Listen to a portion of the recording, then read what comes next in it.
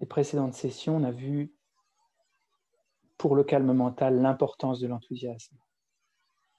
Et j'y reviens parce que c'est tellement, tellement, tellement important. Il y a énormément de choses qu'on peut faire en force dans la vie, mais certainement pas se concentrer. Parce que l'esprit est à la fois l'outil et puis la chose qu'on visualise. Donc si on force également l'apparence de l'objet. On peut se forcer à courir, on peut se forcer à faire plein de choses, mais apprendre la technique, le savoir-faire de la concentration, ça nécessite énormément de souplesse. Et la souplesse, ça veut dire que ce n'est pas juste le résultat de la persévérance et de la hargne mentale. Il y a un sutra magnifique du canon Pali qui s'appelle le Mahasatsaka Sutta. Et c'est Bouddha qui explique ces années d'ascèse. Il a atteint le calme mental quand il était encore dans son palais, Bouddha Shakyamuni. Il avait déjà des niveaux de concentration extrêmes, mais il a quitté sa vie de prince et il a rejoint une communauté, plusieurs communautés d'ascètes. Et le but, c'était d'atteindre l'éveil à travers ces techniques d'ascèse. Et il raconte très bien dans ce sutra qu'il a commencé à faire preuve de... Il pressait la langue contre le palais dans sa bouche, il tendait le corps et il disait il faut absolument que j'atteigne des niveaux de concentration, de comprendre la nature de la réalité. Et dans le sutra, il dit qu'il commençait à avoir de la sueur qui coulait sous ses bras. Et puis, il arrivait à avoir un peu de pleine conscience, ce pouvoir qui se fixe sur l'objet. Il arrive à avoir de la stabilité mentale, mais il avait tellement peu de paix physique qu'il n'a pas réussi à atteindre ce qu'il voulait. Donc après, il a commencé à plus manger ou plus respirer pour faire des ascèses très fortes pour essayer de voir. Au final, il s'est dit, mais non, ces ascèses, elles ne m'ont pas servi parce que le corps était bien malheureux dans cette affaire. Jusqu'au moment où il s'est dit, mais pourquoi j'ai peur de cette sensation plaisante? Parce que l'ascèse, c'était ça, c'était aller à l'encontre des choses plaisantes. Pourquoi j'ai peur de cette sensation plaisante qui n'a rien à voir avec quelque chose de mondain, quelque chose de simplement le plaisir des sens, quelque chose de non constructif? Quand je brime mon propre corps avec une tension excessive, je vois que je ne peux pas atteindre à la compréhension et ni même à la concentration, je ne peux pas atteindre ces dhyānas, ces absorptions méditatives. Donc il a dit prendre soin du corps, c'est important, mais ce qui nous intéresse ici, c'est l'équilibre entre la volonté d'arriver à un but et la souplesse qu'il faut pour y arriver. Parce que ce que raconte ce sutta, c'est l'importance de la joie et de la détente. S'il s'agissait simplement de forcer, ce serait simple. Nous, ce qui nous intéresse dans la pratique de la concentration, c'est trouver un équilibre. Donc, les fois précédentes, on a vu le pouvoir de l'enthousiasme. Il faut avoir envie de méditer. Si on n'a pas envie de méditer, on ne va pas avoir envie de poser son esprit 5 minutes sur le souffle. Impossible. La fois dernière, on a vu que la pleine conscience est cette glu mentale. C'est ce qu'on doit développer. C'est un peu la variable qui doit être parfaite dans l'esprit parce que l'absorption méditative, c'est l'esprit qui est concentré sur son objet.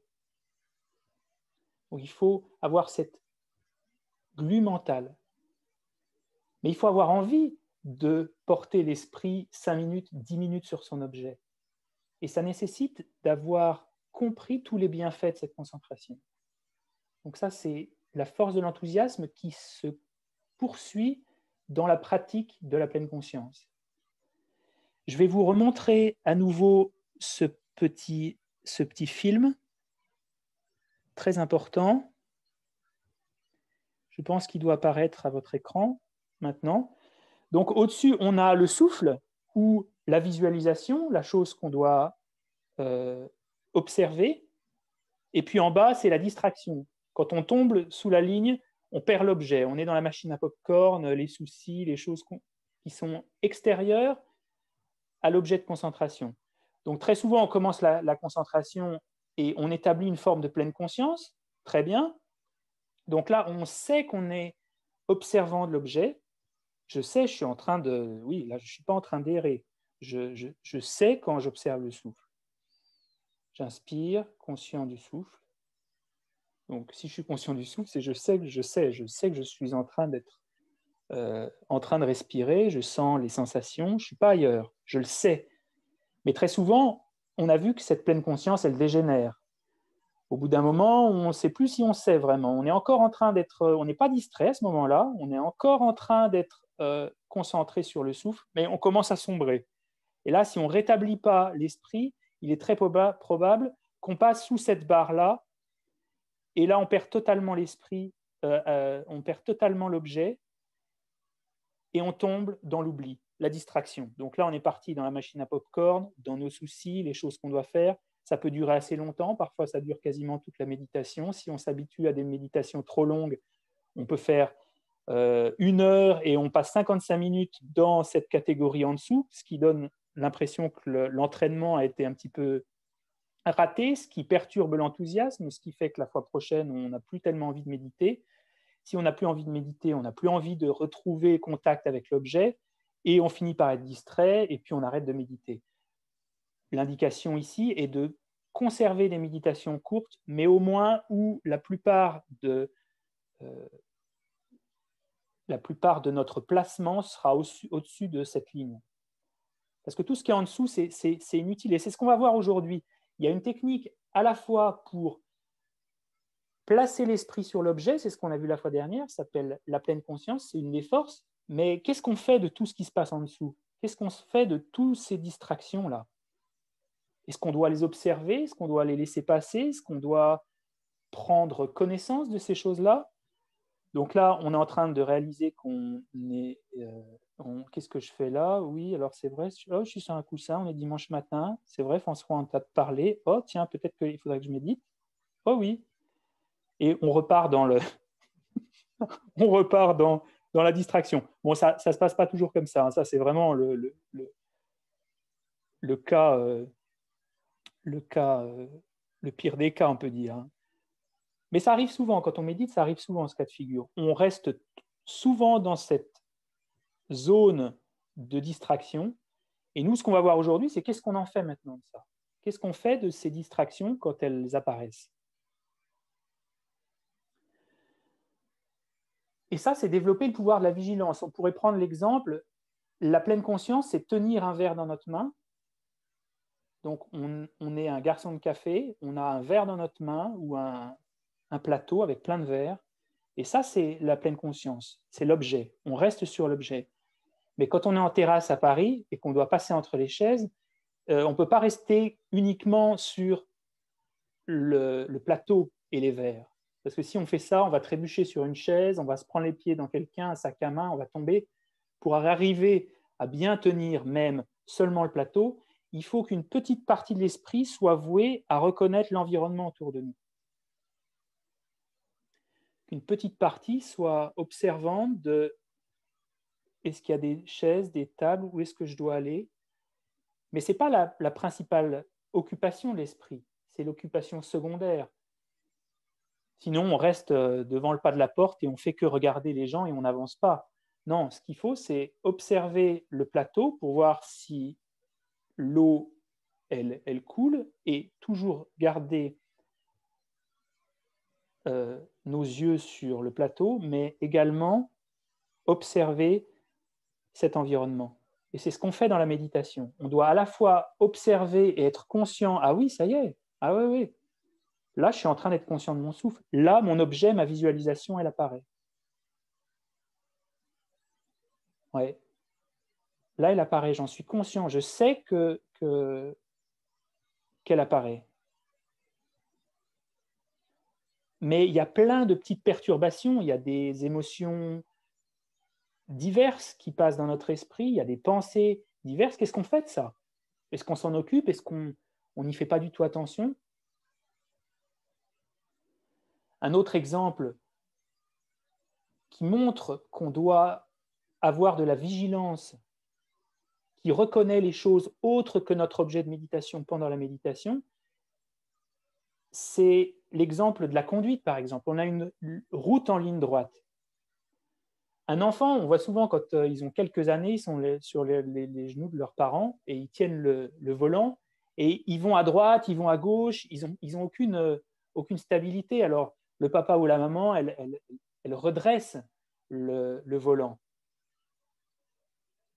Quand il va trop à gauche, on redresse et on va un peu à droite. Quand il va trop à droite, on fait l'inverse.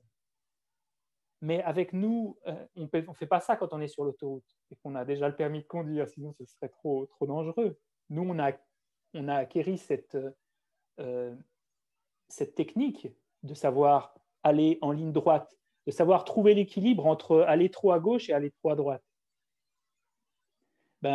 L'enfant, lui, ne fait pas ça, mais il apprend comme ça. Il apprend à passer d'un extrême à un autre. Donc nous, ce qu'on doit identifier dans la méditation, c'est deux aspects.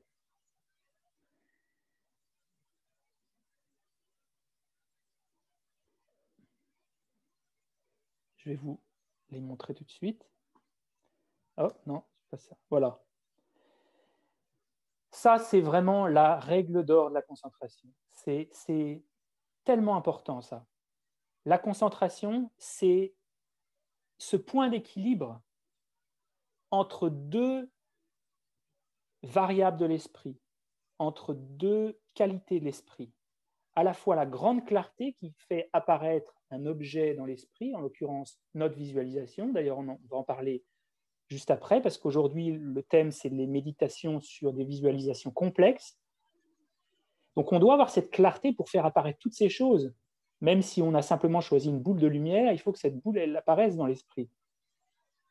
Et puis, de l'autre côté, il ne faut pas simplement que l'esprit soit clair, il faut que l'esprit soit stable, c'est-à-dire qu'il soit concentré sur l'objet et uniquement sur l'objet. Et ça, dans le Lamrim, c'est vraiment, dès le départ, les deux facteurs, les deux paramètres les plus importants. Acquérir cette concentration finale, cette concentration, cette absorption méditative, shamatha, qui a parfait ces deux branches de stabilité, de clarté. Pourquoi il y en a deux, pourquoi il n'y en a pas trois? Parce que c'est deux branches qui semblent un petit peu antinomiques, qui vont dans des directions différentes, qui sont un peu le côté gauche et le côté droit de la route. Parce que quand on veut plus de clarté, c'est très souvent au détriment de la stabilité. Et quand on veut un peu plus de stabilité, c'est au détriment de la clarté. Chandra Gomin, qui est cité dans le Lamrim, dit, voilà, quand j'ai trop de clarté, je réduis l'intensité de l'objet de méditation, mais je tombe dans le relâchement et je perds la clarté. Donc, je réinjecte de la clarté dans ma méditation, mais je perds en stabilité parce que ça devient un petit peu électrique. Comment trouver le juste milieu? Et c'est vraiment toute la technique du calme mental. Pour atteindre l'absorption méditative, il faut trouver l'équilibre entre ces deux choses. Et c'est vraiment de la fine chirurgie. C'est vraiment de la finesse. Si on est simplement conscient ou si on pense que la concentration, il ne s'agit que d'avoir de la clarté, en l'occurrence pour notre visualisation, c'est simplement que je puisse voir les choses, on va travailler en force, on va être un peu brutal. Et cette clarté, elle va dégénérer en une forme d'excitation qu'on voit. C'est-à-dire, elle va exciter l'esprit, elle va tendre l'esprit. Et cette excitation, elle va dégénérer en nervosité. Et la nervosité, c'est par essence quelque chose qui perturbe la paix de l'esprit. Si ça perturbe la paix de l'esprit, ça ne peut pas être propice à la concentration. Parce qu'il y a une tension, ça interfère avec ce qu'on cherche à accomplir, qui est de stabiliser l'esprit. Et à l'inverse, quand on travaille sur la stabilité, on pense que c'est simplement de la stabilité, qu'il n'y a pas à chercher à faire que l'objet apparaisse plus clair quand on est un petit peu endormi. Et bien, cette stabilité, elle va finir par relâcher tellement l'esprit que ça va générer en nous une forme de léthargie, c'est-à-dire une impossibilité de l'esprit à se porter sur quoi que ce soit, une forme de noir. Et cette léthargie, elle va conduire au sommeil. Sommeil, c'est le retrait des sens, les consciences sensorielles se coupent et la conscience mentale devient uniquement celle qui nous intéresse, mais on perd, c'est comme un blackout, c'est comme une anesthésie, on perd totalement l'objet. Là, on perd l'objet. Donc, à la fois dans la nervosité, on perd l'objet parce que c'est trop en force, ou bien dans le sommeil, on perd l'objet parce qu'on est trop relâché. Donc, cette vigilance, comme cette personne qui tient un plateau, ce serveur, elle doit nous faire reconnaître si l'esprit il est trop relâché ou si l'esprit il est trop excité. Donc, à la fois dans la méditation, on est conscient de l'objet, mais de temps à autre, on prend la température, on pourrait dire. Pas tout le temps, parce que rappelons-nous, cette activité de la vigilance, ce n'est pas la première des choses sur lesquelles on doit se porter. Comme je vous ai dit tout à l'heure, on se porte sur le souffle, et quand on est conscient des sensations engagées dans l'acte de respirer, on n'oublie pas le souffle. Le souffle ou notre objet de méditation, c'est vraiment notre encre. Et il faut conserver cette encre. Parce que la vigilance, elle est produite par la pleine conscience. C'est un sous-produit de la pleine conscience, la vigilance. C'est uniquement quand on est conscient de quelque chose qu'on peut commencer à se dire, est-ce que je le tiens bien, cet objet? Ou est-ce que je le tiens trop serré? Est-ce que je le tiens de manière trop relâchée? Bouddha prend très souvent cet exemple du luth, de la tension des cordes, et ça pourrait être simplement un petit exemple, quelque chose sur lequel on pourrait passer, mais c'est vraiment le secret de la concentration. C'est trouver cet équilibre entre la stabilité et la clarté. Et nous, au départ, on est vraiment comme cet enfant qui ne sait pas conduire. Quand on commence à être un peu relâché, on force comme ça. On force, on a envie. J'exprime physiquement ce qui se passe dans l'esprit, hein. Mais on force, on dit il faut absolument qu'il apparaisse. Hier, il est apparu, j'arrivais à voir l'objet, il apparaissait, pourquoi il n'apparaît pas? On se raconte qu'on n'arrive pas à méditer, que ce n'est pas très bien. Alors on se dit il faut que je médite un peu plus longtemps, il faut que j'en fasse plus. Et ça crée une excitation et une nervosité dans l'esprit qui, de toute façon, ne sont pas propices au calme mental.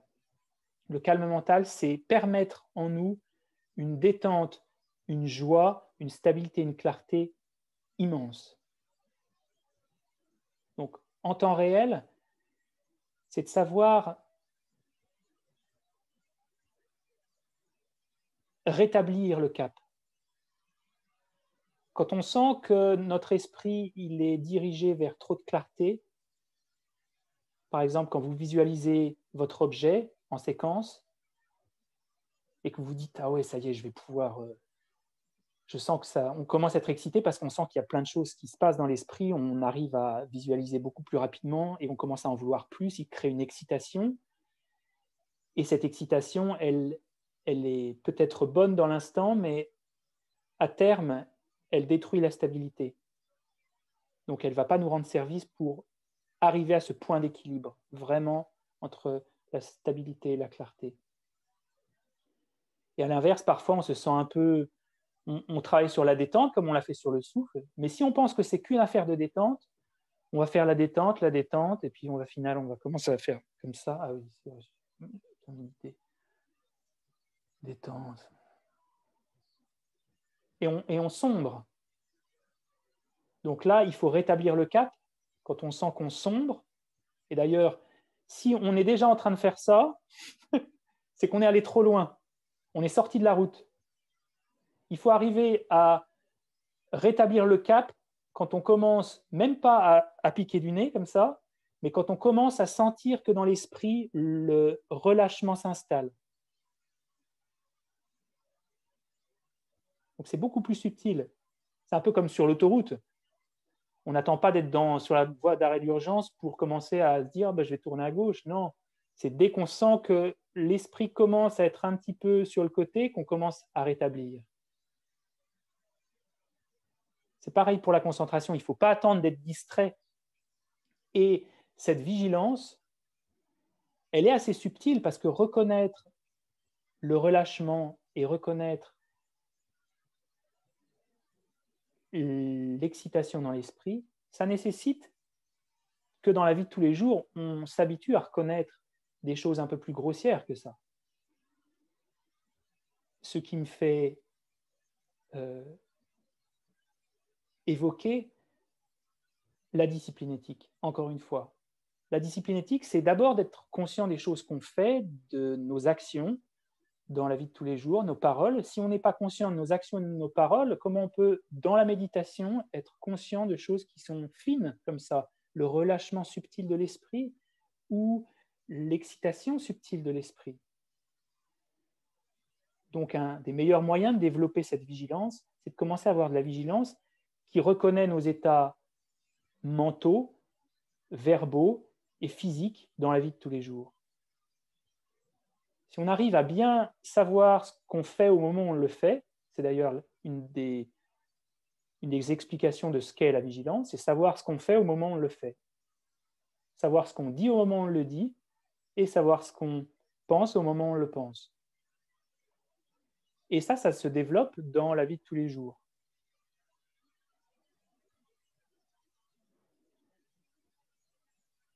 Donc c'est ce que vous allez pouvoir explorer cette semaine à travers quelques méditations analytiques, parce qu'il faut avoir envie de méditer. Premier pouvoir, il faut avoir envie de rester 5 minutes sur l'objet. Donc ça, c'était la fois dernière. Et maintenant, il faut avoir envie de surveiller l'esprit. Comment on fait? Et il faut comprendre quel est le problème de l'inverse de la vigilance. Et ça, c'est toutes des méditations analytiques qui nous permettent de comprendre dans la vie de tous les jours, mais il y a plein de choses que je pense, ces choses-là, elles me poussent à agir, elles me poussent à dire des choses, et non seulement les choses que j'ai pensées, je les oublie l'instant d'après, mais en plus, ces choses-là, elles me font agir alors que je n'ai pas du tout envie de le faire et que je le regrette après. Donc, on appelle ça l'inverse de la vigilance, on appelle ça la non-introspection. C'est-à-dire, on est oublieux de ce qu'on fait, de ce qu'on dit, on est dans une forme d'errance, comme un petit fétu de paille sur l'océan. On ne sait pas ce qu'on fait au moment où on le fait. On ne sait pas ce qu'on dit au moment où on le dit, on ne sait pas ce qu'on pense au moment où on le pense.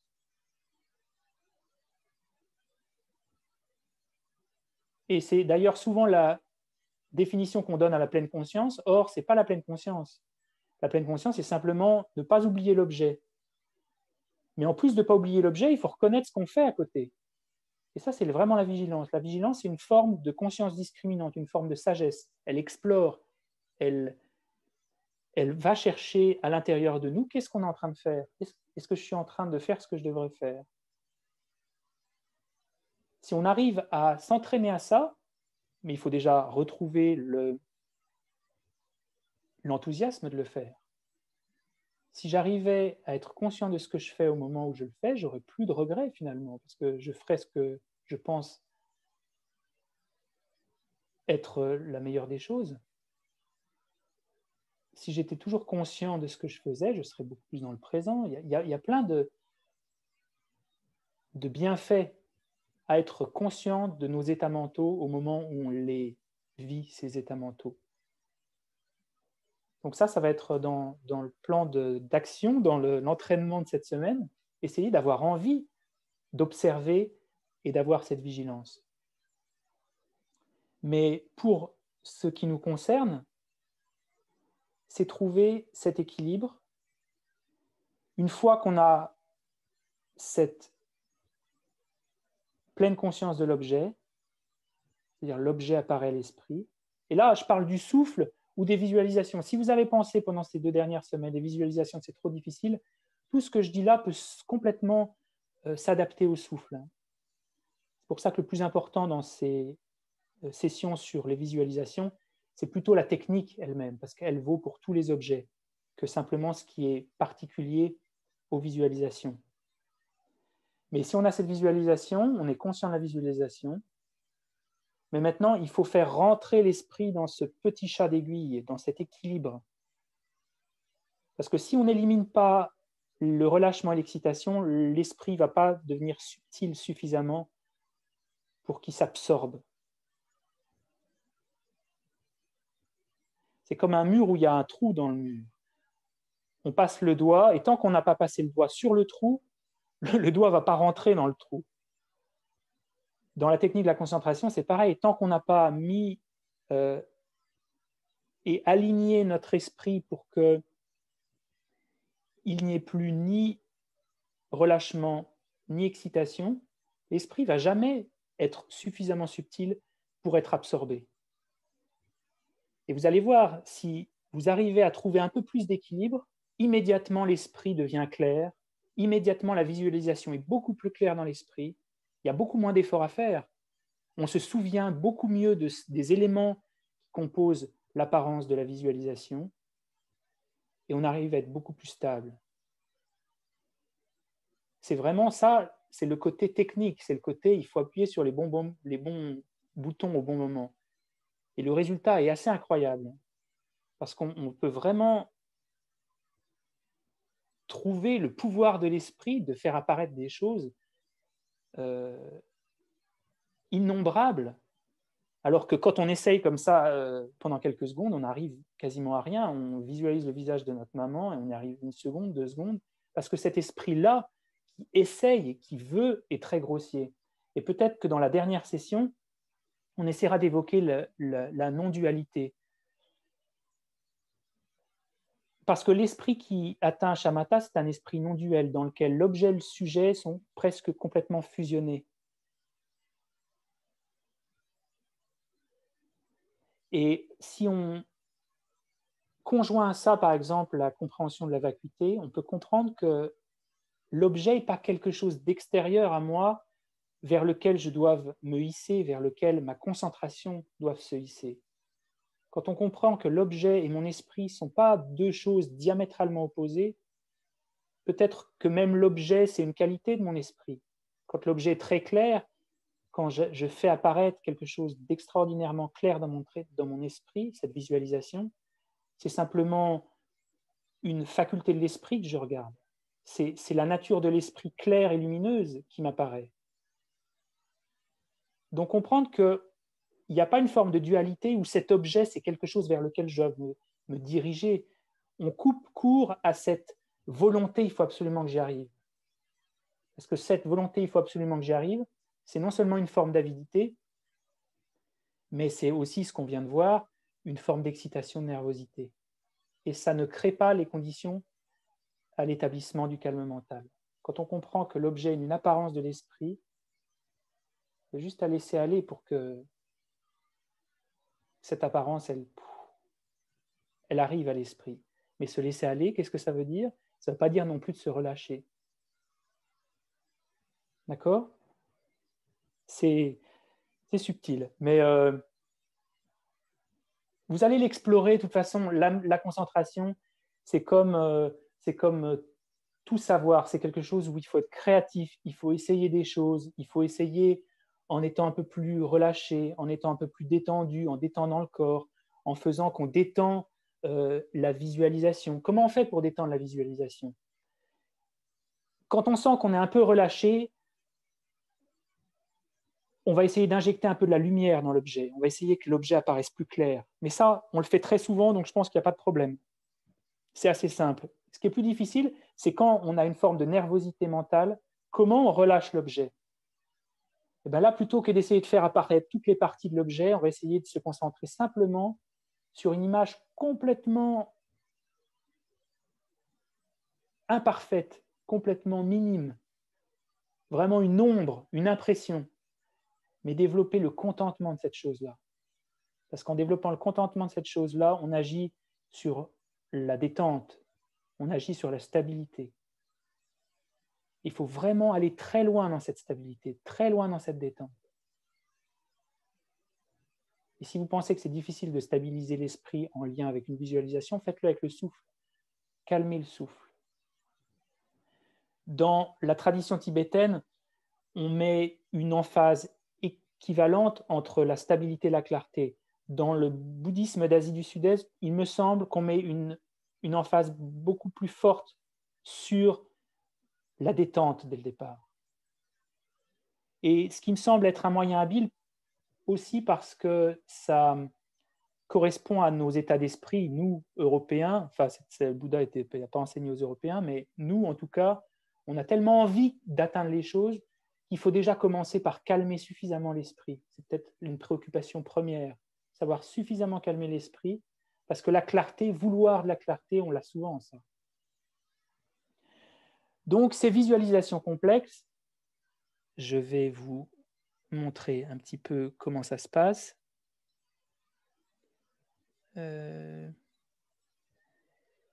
Hop.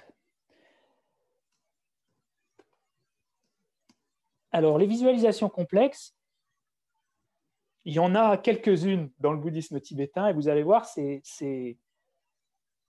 assez intéressant parce que ça montre l'étendue de ce que l'esprit peut générer. Voilà une des visualisations complexes qu'on a dans le bouddhisme tibétain, ça s'appelle le chant de mérite de l'école Gelugpa.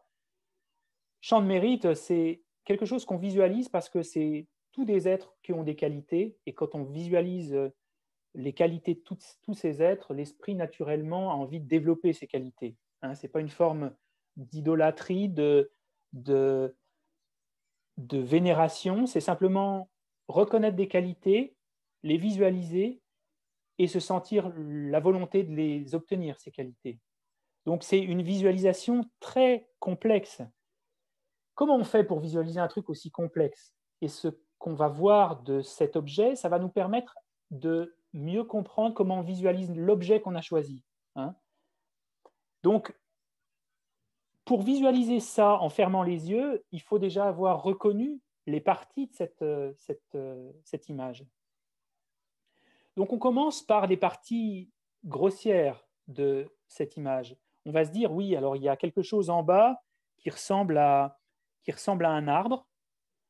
Au milieu, au-dessus de l'arbre, il y a une personne avec deux arcs-en-ciel de chaque côté, et puis deux petits arbres de chaque côté, et puis une colonne. Donc au départ, on peut ne rester que là-dessus. Nous d'ailleurs, je ne sais pas si vous voyez tout en bas à droite, il y a sur la rive une personne. C'est censé être nous. C'est nous qui nous visualisons en face de ça. Donc, on commence par quelque chose de plutôt grossier, plutôt général. On n'essaie pas de commencer à dire la rangée 5, la troisième personne, elle a un vase avec dedans, qu'est-ce qu'il y a dedans? Non, on essaie de regarder de manière générale. Il y a une forme d'arbre, au-dessus de l'arbre, il y a une personne, deux branches, une colonne. Et on peut commencer là-dessus, à ne visualiser que ça, et se dire, de toute façon, il y a plein de personnes à l'intérieur, mais je ne les visualise pas pour l'instant. J'essaie d'avoir seulement une visualisation de cet ensemble-là. Donc, dans la visualisation séquentielle, on va se dire un arbre, une personne au-dessus de l'arbre, deux branches, une colonne. Un arbre, une personne au-dessus de l'arbre, deux branches, une colonne. OK. Et ça, on va se familiariser avec ça. Ce n'est pas la peine d'en vouloir plus au départ, connaître le nom de toutes les personnes, si on ne sait pas reconnaître la structure globale même de la visualisation. Donc, on commence par le grossier. et on va petit à petit apprendre les différentes parties. Donc, ce n'est pas pour vous encourager à visualiser le champ de mérite, mais ceux qui sont intéressés par certains des pratiques du bouddhisme tibétain, la visualisation du champ de mérite, c'est assez important. Donc, on commence par ces éléments grossiers, et puis on va aller un petit peu dans les détails. Donc, on va se dire, ah, ok, bon, je vais peut-être me concentrer un peu sur la personne au milieu, cette personne de laquelle sortent ces deux arcs-en-ciel. C'est Lamatupuang Dorje Chang. Mais en fait, c'est le maître spirituel, notre maître racine, dans l'aspect de Lama Tsongkhapa, avec à l'intérieur de lui Bouddha Shakyamuni, à l'intérieur de Bouddha Shakyamuni, Bouddha Vajradhara. Donc ça, on peut déjà simplement le mémoriser et puis se dire, ok, donc il y a un arbre, au-dessus de l'arbre, il y a Lamatupuang Dorje Chang, deux parties de chaque côté, et petit à petit, on va ajouter des détails. Ok, donc l'arbre de gauche qu'on voit ici, la branche de gauche, au-dessus, il y a 3 espèces de paquets de personnes.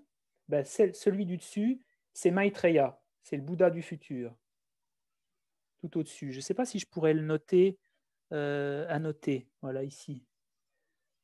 Ici, ça c'est Bouddha Maitreya. Donc on va simplement se souvenir que toute la branche, c'est la branche de la compassion, c'est la branche du vaste, c'est la branche des moyens habiles. Et à droite, ici, on a Manjushri. Manjushri, c'est le Bouddha de la sagesse. Donc on a à la fois tout ce qui est lié à l'amour, la compassion sur la gauche, et tout ce qui est lié sur la droite à la sagesse, la conscience discriminante, la compréhension des phénomènes. On a ici Nagarjuna, si vous connaissez, on a ici Aryadeva, Buddha Palita, Chandrakirti, Shantideva, etc., etc. Donc on peut commencer par visualiser un peu plus. La branche de gauche, c'est le vaste, la branche de droite, c'est le profond. Et se suffire de ça. Donc on a cet arbre, au-dessus de l'arbre, on a une personne, de chaque côté de la personne, on a le vaste, le profond, et petit à petit, on commence à mémoriser. Donc la mémorisation dans le travail de la visualisation est très importante. Donc là, on arrive en bas de l'arbre. Donc en bas de l'arbre, on a différentes catégories. Je vais les citer très rapidement pour simplement exemplifier le travail par lequel on arrive à se souvenir et à créer une visualisation. La visualisation, elle est dépendante de notre mémorisation de ces éléments. En bas, on a à noter, on a les gardiens des 4 directions. Ici, on a les protecteurs du Dharma. Donc, on ne va pas se souvenir des positions et de la forme de chacun des personnages, mais se dire simplement chaque ligne, c'est une catégorie d'individus. Ici, c'est on appelle les héros et les dakini. Ici, c'est les shravaka, les êtres qui ont atteint la libération en écoutant les enseignements du Bouddha. Ici, toute cette rangée-là, c'est ceux qui l'ont atteint eux-mêmes. Ça, c'est les bodhisattvas, les êtres qui ont atteint l'esprit d'éveil. Ça, c'est les Bouddhas des sutras. D'ailleurs, Bouddha Shakyamuni, c'est un des Bouddhas, il doit être ici, je crois, ou bien ici, je ne sais plus exactement. Au-dessus, on a les Bouddhas du Vajrayana, et ainsi de suite, et ainsi de suite. Donc, on visualise chacune des parties, et là, on a 3 colonnes qui correspondent à 3 lignées de transmission. Donc, on le fait en séquence jusqu'à temps que on arrive à se souvenir de partie par partie. Une fois qu'on se souvient de partie, on commence à mémoriser des détails encore plus fins, chacun des personnages. Dans la méditation et la visualisation que vous avez choisie, on fait exactement la même chose. On commence par visualiser simplement, il y a une personne, ok, ou bien c'est une pomme. La pomme, j'ai son aspect extérieur. Donc, je visualise ça. Ensuite, j'essaie de me souvenir, bon, la pomme maintenant, quelle est sa couleur, d'accord? Et je vais ensuite commencer à lui créer un peu une structure, une identité propre à cette pomme. Est-ce qu'elle est verte? Est-ce que dessus elle a un petit peu de, de marron comme sur les pommes? Est-ce qu'elle a une tige? Est-ce qu'elle n'a pas de tige? Est-ce qu'elle a, elle a des petites piqûres sur la pomme? Est-ce que sous la pomme, elle a ces genres de petits pétales qu'on voit sous les pommes? Est-ce que je peux tourner autour? Si je tourne autour, à quoi elle ressemble? Est-ce que la couleur, elle est unie? Et petit à petit, on va s'en souvenir de ça. Et on va visualiser de plus en plus de détails. Et la visualisation dépend de la mémorisation, au départ en tout cas. Il faut avoir mémorisé les choses parce que si on n'a pas mémorisé les choses, on ne peut pas s'en souvenir. La pleine conscience, elle prend comme objet un objet familier. On ne peut pas tout à coup faire apparaître un Bouddha si on ne se souvient pas du tout et si on n'a jamais étudié ce que c'était qu'un Bouddha. Ce n'est pas de la magie. Il faut mémoriser les choses pour qu'elles puissent apparaître à l'esprit. Voilà ce qu'on fait dans la méditation complexe, partie par partie, du plus grossier au plus subtil. Il ne faut pas essayer d'aller trop dans les détails tout de suite. Et ça, c'est une indication importante. J'ai souhaité l'expliquer dans la session sur la vigilance pour comprendre qu'il faut du temps, pour comprendre que c'est une pratique, c'est un entraînement et que si je me suis jamais souvenu de chacune des parties, comment, quand je visualise la totalité, ces choses pourraient-elles apparaître à l'esprit? C'est impossible. Et bien souvent d'ailleurs, même on se souvient de ces choses-là. Je me souviens que la pomme est un petit peu piquée, qu'elle a ces caractéristiques-là, elle a une tige qui part un peu sur la gauche, mais quand j'essaie de visualiser mentalement la pomme dans son ensemble, je ne vais pas la voir la tige comme je l'ai vue dans mon esprit quand j'ai analysé seulement cette tige. Et l'effort qu'on doit faire, c'est d'accepter la déconstruction de notre objet à chaque fois qu'on l'observe de manière générale. Quand on va en détail, oui, les choses peuvent apparaître assez clairement parce qu'on s'en souvient. Et puis en plus, l'esprit est très clair quand on va d'une partie à l'autre. Mais quand on visualise la totalité, il faut arrêter de vouloir la clarté. Vous voyez, ça retombe vraiment dans le sujet d'aujourd'hui. Il faut arrêter de vouloir la clarté. Il faut se détendre sur l'objet.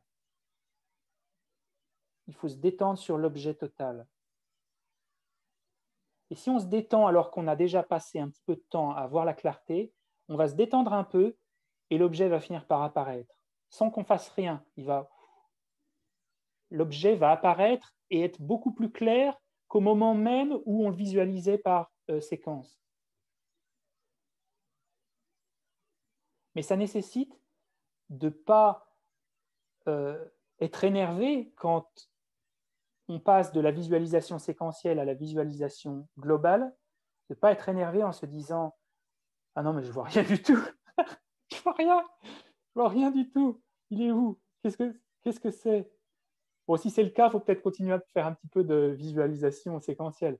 Mais si il apparaît un tout petit peu ou une impression que l'objet est là, d'ailleurs, le champ de mérite, au départ, on peut se dire « Voilà, le champ de mérite, il est là.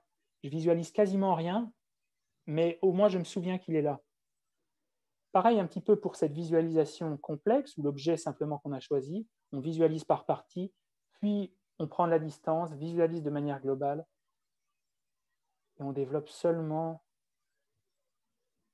le contentement pour ces parties simples. Quoi que ce puisse être, pour autant qu'on puisse encore un peu savoir qu'on est connecté à l'objet. Et à ce moment-là, on va travailler sur le deuxième aspect, on ne va pas travailler sur la clarté, mais on va travailler sur la stabilité. Et en travaillant sur la stabilité, la clarté va revenir toute seule. Et on va avoir un peu plus de clarté qui va nous aider à avoir un peu plus de stabilité. Et les deux vont monter petit à petit, petit à petit. Et quand les deux ont été parfaites dans l'esprit, on atteint le calme mental. Et là, il n'y a plus aucun effort pour faire que l'esprit soit porté sur l'objet, il n'y a plus aucun effort pour faire que l'esprit soit stable. Il y a la stabilité, la clarté de manière incroyablement puissante. Mais c'est vraiment de passer de gauche à droite, stabilité, clarté. Ne pas faire que... C'est d'ailleurs pour ça qu'on commence souvent la méditation en se disant « il faut que j'arrive à me concentrer, il faut que j'arrive à me concentrer ». Ça oublie un aspect, ça oublie la moitié de la technique en fait. Ça oublie tout l'aspect de stabilité, de contentement, d'être positif, de savoir relâcher l'esprit, de savoir le détendre, de savoir lui donner ce dont il a besoin au moment où on médite. Parce que sans ça, si on oublie toute cette partie stabilité, on peut passer des années, des siècles, des millénaires à méditer, on n'arrivera jamais à atteindre même un début de concentration correct. J'entends niveau 5, niveau 4 sur les 9 niveaux qui conduisent au calme mental, on n'arrivera pas. Il faut vraiment qu'assez rapidement, on puisse adapter la conduite. OK ? On va faire un peu quelques tests.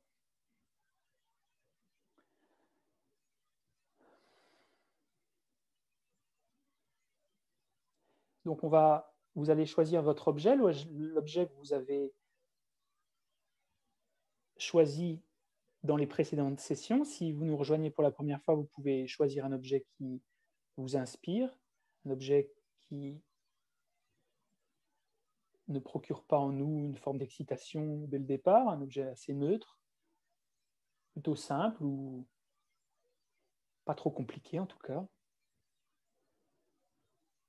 Et on va le visualiser en séquence, comme un petit scan, partie par partie, pour s'en souvenir, pour l'évoquer dans l'esprit.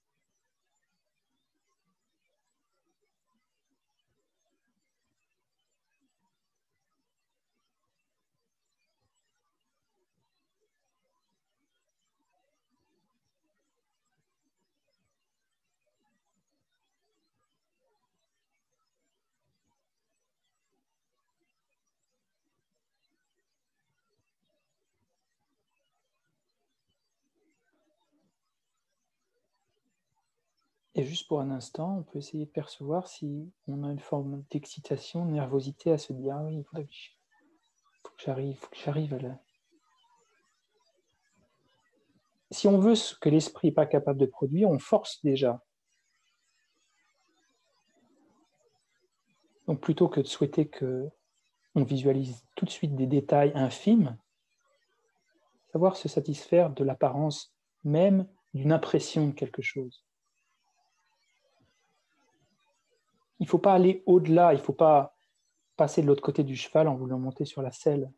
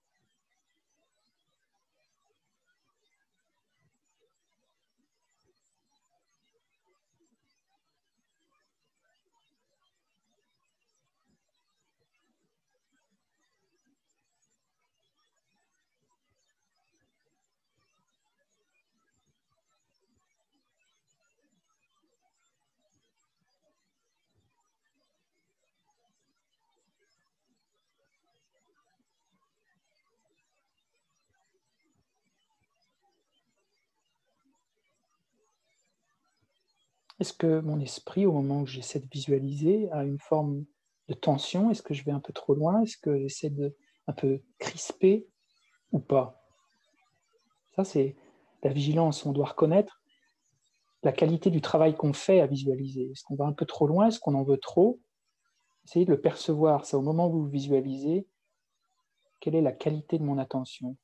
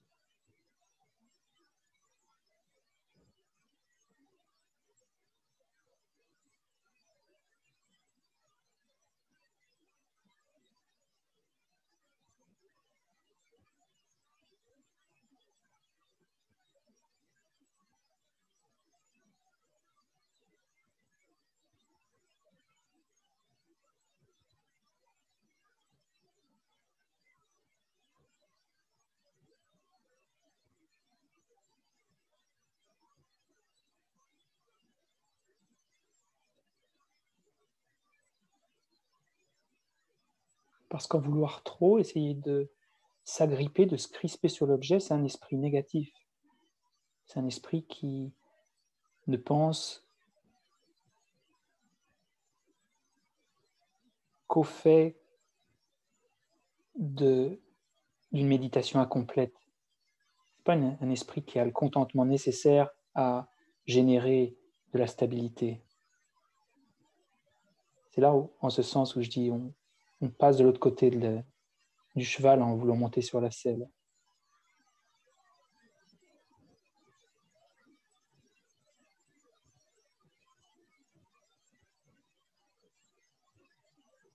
Donc il faut calmer un peu l'accélérateur. Pas essayer d'en vouloir autant.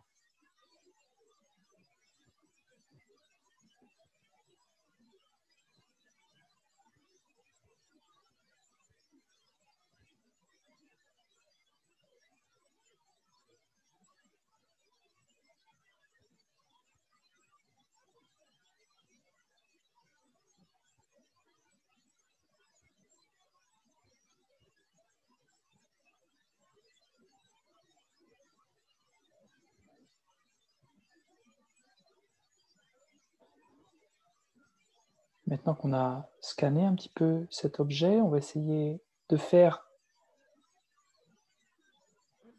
l'autre partie, de se focaliser plutôt sur le contentement, la relaxation, le calme, en observant l'objet de manière globale. Et quoi que puisse apparaître, qui nous permette quand même encore de dire qu'on est en contact avec l'objet, on l'accepte. On se stabilise. On se souvient, cet objet qui apparaît n'est pas complètement différent de mon esprit.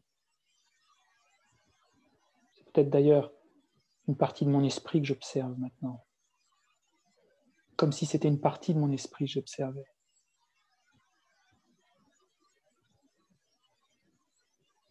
Pas essayer de saisir, de vouloir, de s'agripper, non.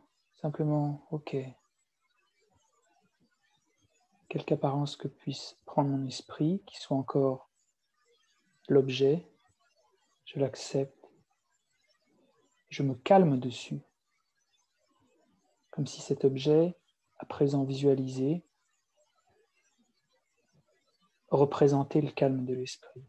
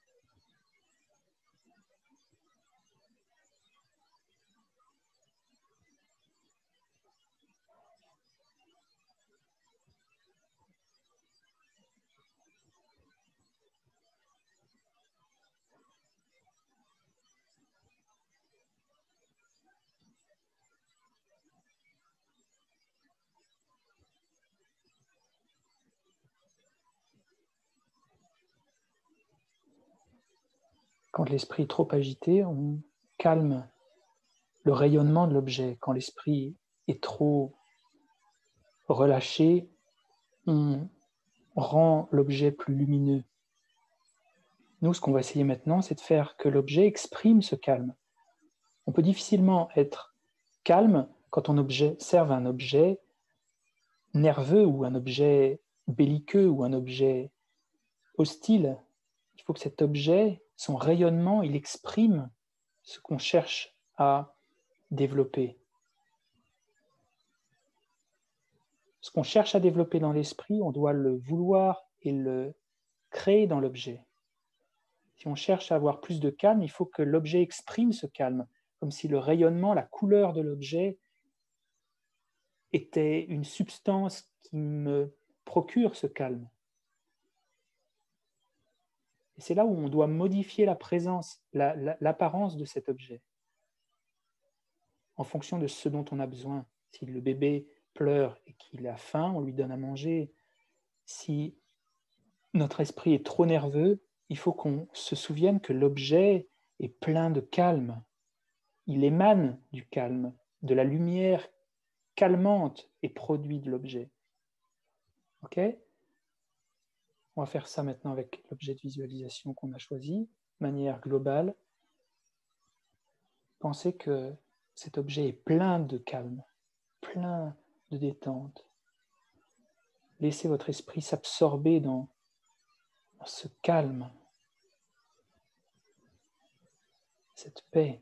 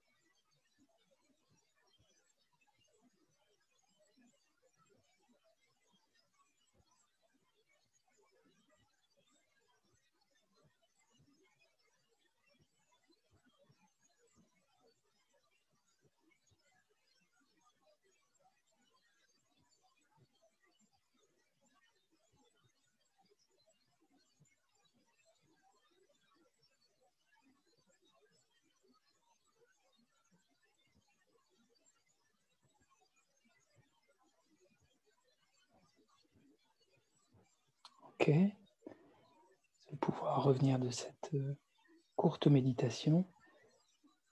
Nous, on voit simplement les prémices de cette technique. Vous allez avoir la semaine avec le plan d'entraînement pour y revenir, pour essayer de le trouver, pour essayer de le saisir un peu plus, cet équilibre.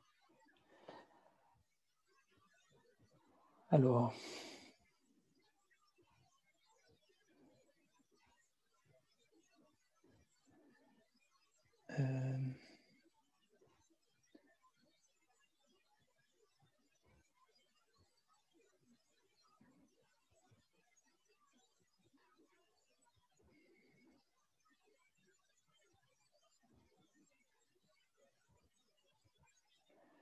Est-ce que vous avez des questions? Oui, il y a des questions. Ah oui, il y a pas mal de questions. La taille de l'objet varie en fonction de la visualisation séquentielle ou globale. Est-ce normal? Est-ce que je dois faire autre chose que l'observer? La taille de l'objet varie en fonction de la visualisation séquentielle. Mais ça, c'est normal. Il ne faut pas trop y porter attention non plus. Ça fait partie de l'entraînement de lâcher prise un peu sur la taille de l'objet aussi. Il faut essayer de le garder dans une fourchette de taille, mais il ne faut pas être trop précis. Et puis, il ne faut pas essayer de trop se focaliser dessus. Parfois, de certains détails de la visualisation, on en fait un prérequis. Il faut absolument que je l'ai bien compris, ça, la taille de l'objet. La taille de l'objet, c'est comme ce que je disais la fois dernière. Si on voulait toujours visualiser une toute petite piqûre dans la pomme, par exemple, si on veut vraiment avoir l'esprit, la taille de l'objet clairement, c'est comme si on voulait visualiser cette petite piqûre. Donc non, visualiser globalement. Est-ce que c'est une pomme? Où est-ce qu'elle se situe? Même pas nécessairement où est-ce qu'elle se situe, mais vraiment ses caractéristiques globales pour commencer. On verra d'ailleurs dans la fois prochaine, si on place l'objet de méditation à différents endroits du corps, ça a différentes propriétés. Pour nous aider dans ce travail de la stabilité de la clarté, si on le place à différents endroits du corps, ça crée un petit peu un antidote. Là, ça crée un antidote au relâchement et en bas, ça crée un antidote à la clarté. On verra un petit peu ça. On peut le visualiser au sommet du crâne et tout ça, ça crée des choses différentes. J'ai du mal à concentrer d'une image dans la visualisation qui reste floue, peu contrastée et qui vient et va. C'est assez frustrant, mais quand c'est là, c'est très satisfaisant. Oui, et ça demande du contentement aussi. Ça demande d'accepter que ce qu'on voit, ce soit vraiment pas super clair. Faut l'accepter. Faut l'accepter. Accepter cette présence. Et c'est pour ça que c'est difficile d'avoir cette détente quand on se dit non mais attends, mais c'est quoi ce truc là? Qu'est-ce que c'est que ce truc que je suis en train de méditer? Ça change de couleur, c'est complètement noir.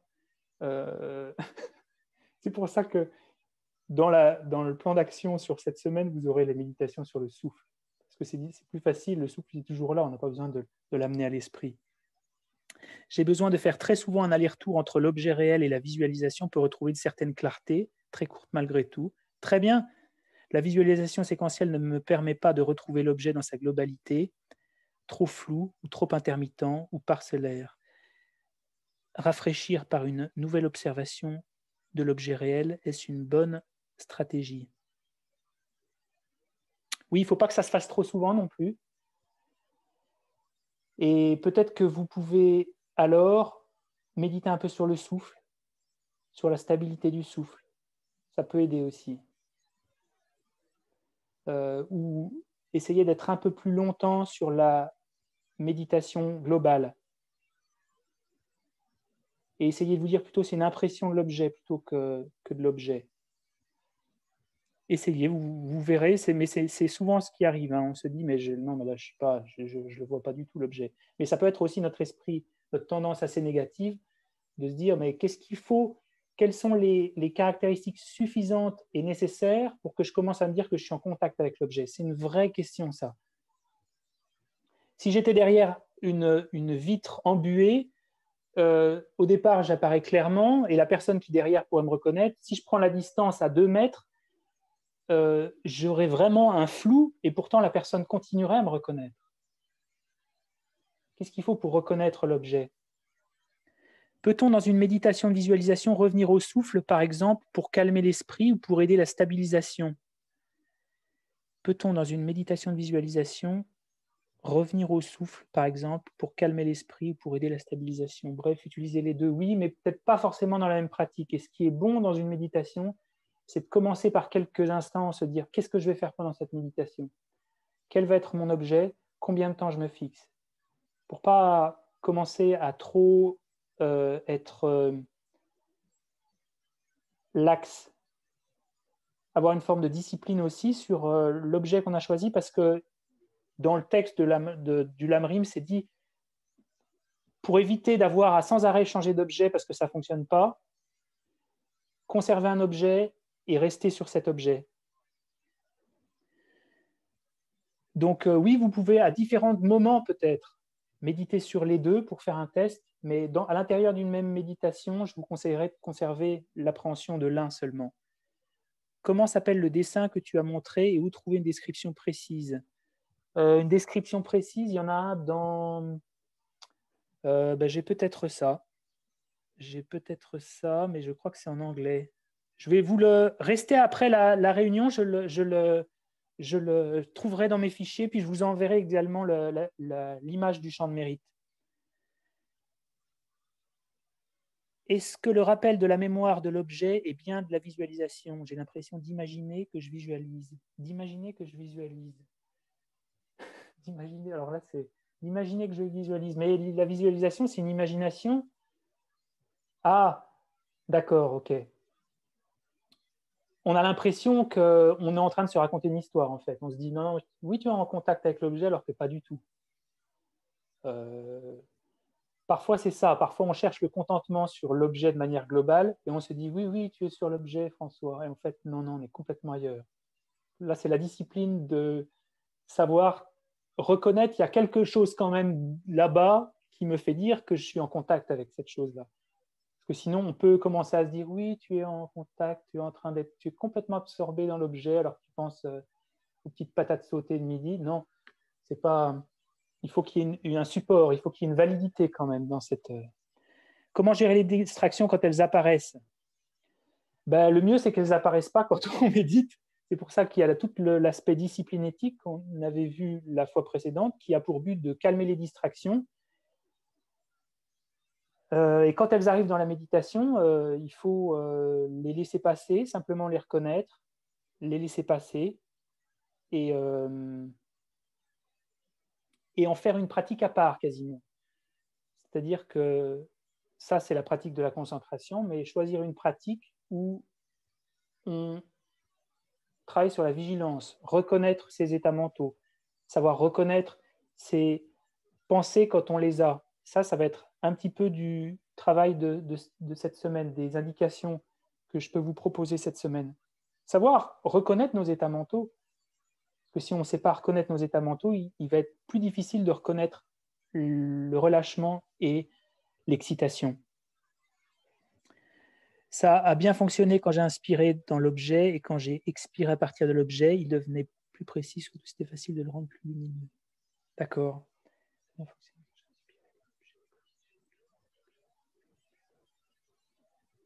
Ouais. Oui, donc vous voyez, cet objet, il n'est pas statique. L'objet doit exprimer ce qu'on cherche à développer dans l'esprit. Si l'esprit est trop relâché, l'objet, on lui fait gagner de la luminosité. Mais quand on fait gagner la luminosité, en fait, c'est l'esprit qui gagne en luminosité. Quand l'objet, il est trop... Parce que parfois, on a un peu... L'objet, c'est un peu une lutte. Hein. C'est un peu, si on visualise l'image d'une pomme, la pomme, on finit par la détester. Pourquoi elle n'apparaît pas? Hein, la pomme là. Ça, ça ne peut pas relâcher l'esprit. Pour relâcher l'esprit, il faut que la pomme, elle émane de cette détente. Et souvent, dans le Vajrayana, on a ces visualisations d'image du nectar. Du nectar, c'est l'image la plus ultime de la félicité mentale. Et on imagine que ces Bouddhas, ils émanent de ce nectar qui remplit notre propre corps et qui nous remplit totalement de calme, qui élimine en nous les perturbations mentales. Et c'est vraiment une visualisation d'imaginer toute cette lumière à l'intérieur de nous. Donc, on se sert du support de la visualisation pour cultiver quelque chose dans l'esprit. Donc, si la visualisation elle est trop tendue, on va faire que cette visualisation elle exprime cette détente. Et c'est pour ça que l'image d'un Bouddha, c'est une bonne image, parce qu'on a en face de nous un être qui est extraordinairement calme. Imagine le calme de la visualisation de l'image de Bouddha, et immédiatement, le calme s'installe en nous. Quand il est trop calme et qu'on commence à plonger un peu, on commence à lui trouver de la clarté, de la force, de la vitalité, quelque chose de tonique. Vous voyez, on adapte ce qu'on cherche à créer dans l'esprit en fonction de du côté de l'objet. OK? Une petite dédicace et puis on va terminer cette session. Voilà. Puisse la clarté et la stabilité être accomplies dans mon esprit, puissais-je réussir à les développer, ces deux aspects, et atteindre cet équilibre, cette souplesse mentale inouïe qui me permet de visualiser ensuite n'importe quoi à souhait, de développer des états mentaux et de les conserver dans mon esprit. L'amour, la compassion, l'altruisme. Le principe de la léthargie, c'est de ne pas pouvoir bouger l'esprit sur son objet. Le principe de la concentration, c'est de pouvoir bouger n'importe quoi, en un clin d'œil, pouvoir visualiser tout ce qu'on veut, tous les êtres autour de nous. Pouvoir visualiser et avoir de la bienveillance pour tous les êtres, comme s'ils étaient vraiment devant nous, comme si on les visualisait tous devant nous. Puissent les efforts à cultiver le calme mental me permettre de développer ces qualités pour le bien de tous les êtres. Et je vous laisse quelques secondes pour formuler ce souhait altruiste. Vous pouvez choisir des personnes de votre famille, que cette pratique du calme mental pourrait directement ou indirectement soigner ou qu'elle pourrait leur être bénéfique à l'avenir.